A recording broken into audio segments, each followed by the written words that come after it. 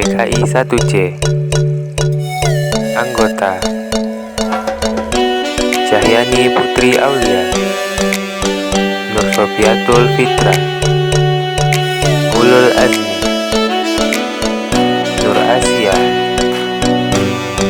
Wahyuni Maharani, Sari Prihatin. Rancangan dan penyusunan pidato. Assalamualaikum warahmatullahi wabarakatuh. Perkenalkan, nama saya Nur Sofiatul Fitra, NIM 1204022563. Di sini saya akan membahas materi tentang pengertian pidato. Sebelumnya, pasti kita semua sering mendengarkan pidato. Bahkan mungkin kita sendiri yang mendengarkan pidato. Tapi apakah kita tahu pidato itu apa? Makna dari pidato adalah sesuatu yang kita sampaikan dalam kata-kata kepada orang lain, berupa sebuah gagasan, pikiran. Nah, itulah yang kita sampaikan kepada orang lain, dan orang lain dapat menerima pidato kita dengan baik. Saya Cahyani Putri Aulia akan memberikan penjelasan. 3. Menentukan tujuan ada dua macam. Tujuan pidato yakni tujuan umum dan tujuan khusus. Tujuan umum pidato yakni bisa dirumuskan dalam bentuk A. Informatif atau memberitahukan, yaitu menunjukkan untuk menambah wawasan pengetahuan pendengar. B. Pidato berfungsi atau mempengaruhi, yaitu bertujuan agar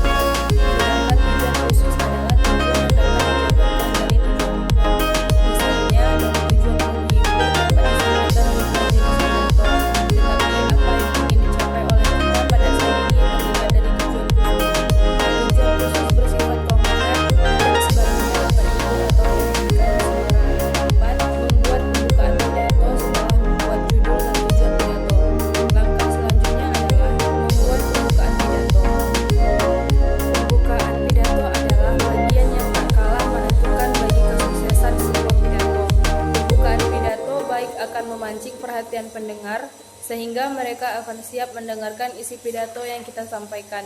Akan tetapi, pembukaan yang tidak baik akan membuat pendengar langsung mendapatkan kesan bahwa kemungkinan besar isi pidato yang akan kita sampaikan tidaklah menarik. 5.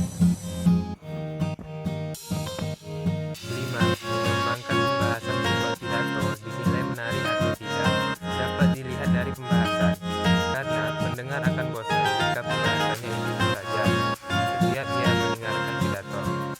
Jika kita mempunyai topik yang sama dengan orang lain, kita bisa mengambil sudut pandang dan pembahasan yang berbeda, yang lebih menarik sehingga perhatian pendengar bisa dipastikan kepada kita.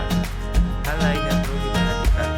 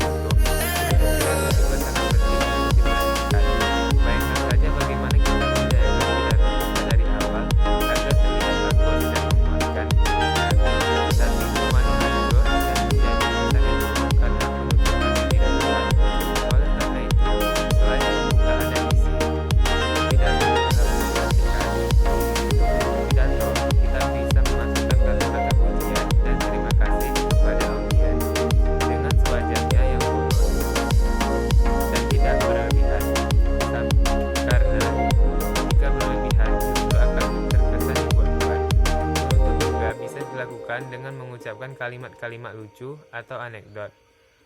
Selain itu, cara lainnya adalah dengan melantunkan pantun atau puisi pendek. Assalamualaikum warahmatullahi wabarakatuh. Saya Wahyuni Mahrani akan melanjutkan penjelasan tentang tahap penyusunan pidato. C. Tahap penyusunan pidato. 1. Prinsip penyusunan pidato. A. Kesatuan atau unity. Aristoteles pernah membandingkan komposisi sebagai satu bahan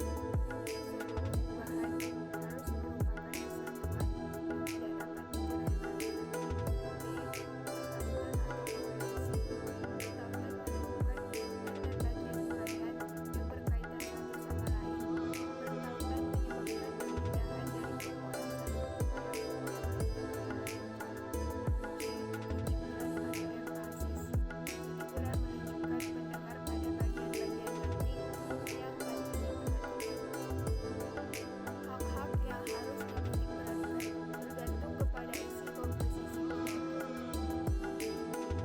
Gagasan utama, besar uraian pengertian baru, penggunaan hal yang harus diperkirakan khalayak adalah contoh-contoh bagian yang harus dititikberatkan. 2. Penyusunan pidato. Adapun penyusunan pidato dengan mekanisme pesan, organisasi pesan dapat memiliki 6 macam urutan. 1. Deduktif, 2. Induktif, 3. Kronologis, 4. Logis, 5. Sequensial, dan 6. Analitikal. Urutan deduktif dimulai dengan menyatakan tujuan kemudian memperjelasnya dengan keterangan panjang, kesimpulan, dan sebaliknya. Dalam urutan induktif, kita mengemukakan rincian-rincian dan kemudian menarik kesimpulan. Dalam urutan kronologis, pesan disusun berdasarkan urutan waktu terjadinya peristiwa. Dalam urutan logis, pesan disusun berdasarkan sebab akibat atau akibat sebab.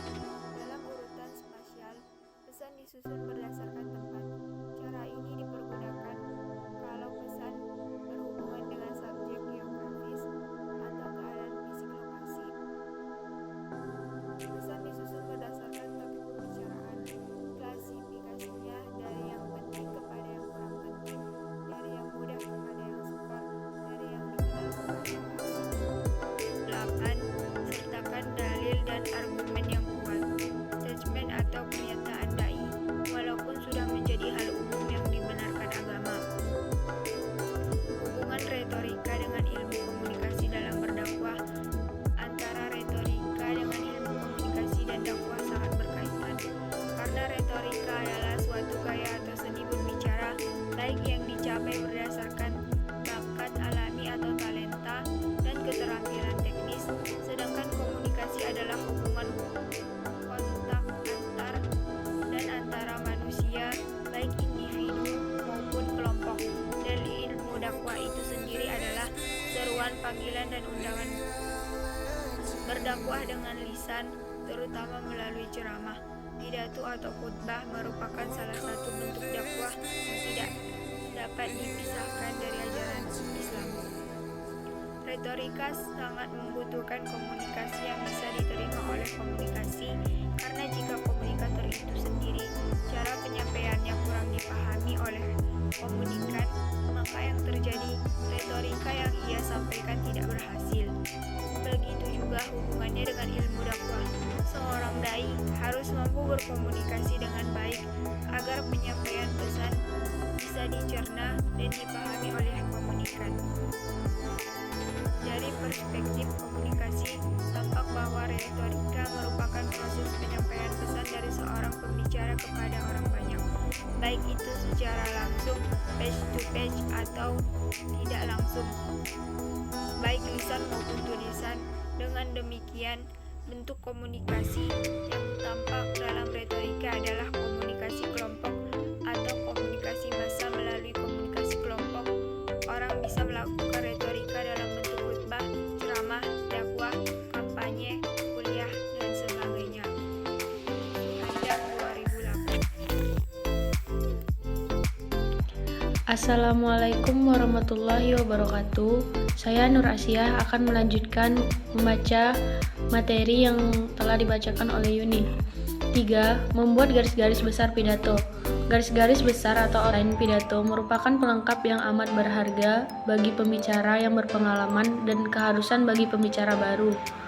Garis besar adalah peta bumi bagi komunikator yang akan memasuki daerah kegiatan retorika.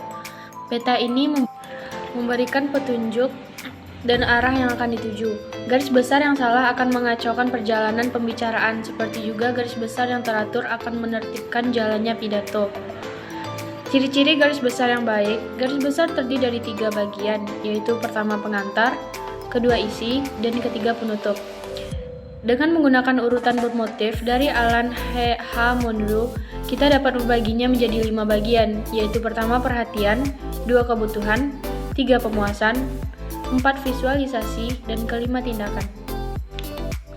Selanjutnya, macam-macam garis besar. Sesuai dengan tahap persiapan atau pengalaman pembicara, Alan H. Monroe menunjukkan 3 macam garis besar, yaitu garis besar lengkap atau full content outline, garis besar singkat, biasa disebut juga keyword atau outline, garis besar alur teknis atau outline of technical plot. Pertama, garis besar lengkap diperlukan dalam proses pengembangan pidato dan digunakan pembicara yang bukan ahli dalam penyajinya. Pikiran-pikiran pokok ditulis dengan kalimat-kalimat yang sempurna, dan di bawahnya disertakan lengkap bahan-bahan yang digunakan untuk memperjelas uraian. Dengan membaca garis besar lengkap, orang lain pun dapat mengetahui gambaran isi pidato itu secara keseluruhan. Kedua, garis besar singkat diperlukan hanya sebagai pedoman atau pengikat saja, digunakan oleh pembicara ahli dalam proses penyampaian pidato. Di dalamnya hanya ditulis inti-inti pembicaraan saja. Orang lain mungkin tidak dapat membacanya. Garis besar alur teknis dipergunakan untuk memeriksa dan meneliti teknik-teknik pidato. Yang ketiga, garis besar alur teknis dapat ditulis sejajar dengan garis besar selengkap diletakkan pada kertas lain. Pada garis besar ini, dijelaskan teknik-teknik pidato seperti gaya bahasa, cara penyajian fakta, daya tarik motif, dan sebagainya. Assalamualaikum warahmatullahi wabarakatuh. Saya Sari Prihatin. Saya akan melanjutkan materi presentasi sebelumnya. Yang kedua atau B, tahap persiapan naskah pidato. Yang pertama, kita harus memilih topik. Sebelum pidato, kita harus mengetahui lebih dulu apa yang akan kita sampaikan, yakni dalam membuat naskah pidato. Dalam membuat naskah pidato, hal yang pertama yang diperlukan adalah pokok pembahasan atau topik dan tujuan pidato. Dalam memilih sebuah topik, kita harus memperhatikan adalah topik yang harus sesuai dengan minat kita sebagai